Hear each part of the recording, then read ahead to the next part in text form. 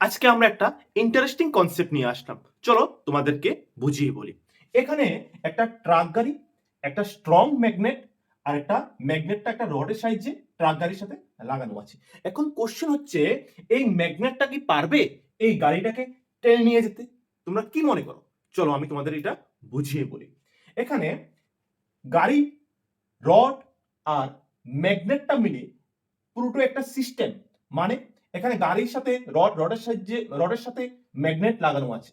এখানে আমি যদি তোমাদের বলি যে স্ট্রং ম্যাগনেট গাড়িটাকে এদিকে টানছে, তাহলে নিউটনের থার্ড ল অনুসারে অ্যাকশন রিঅ্যাকশন ফোর্স তোমরা তো জানোই, তখন গাড়িটাও স্ট্রং ম্যাগনেটকে গাড়ির দিকে টানবে।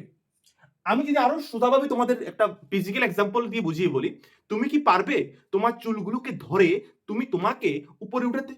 দেখো তোমার চুলগুলো, তোমার হাত আর তুমি পুরোটা একটা সিস্টেম, আর একটা সিস্টেমের মধ্যে নেট ফোর্স হবে জিরো।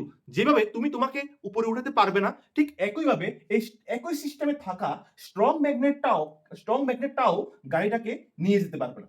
এখন যদি এমন হতো যে স্ট্রং ম্যাগনেটটা অন্য কিছুর সাথে লাগানো আছে, ওই মুহূর্তে তখন স্ট্রং ম্যাগনেটটা একটা অবজেক্ট হতো আর গাড়িটা আরেকটা সিস্টেম। এটা একটা অবজেক্ট বা সিস্টেম হতো, এটা আরেকটা সিস্টেম। তখন একটা সিস্টেম আরেকটা সিস্টেমের মধ্যে অ্যাট্রাকশন ফোর্স থাকতো। যেহেতু এই কেসটার মধ্যে স্ট্রং ম্যাগনেট, গাড়ি আর সবগুলো মিলে একটাই সিস্টেম, এই জন্য তার মধ্যে কোনো রিলেটিভ ভেলোসিটি থাকবে না।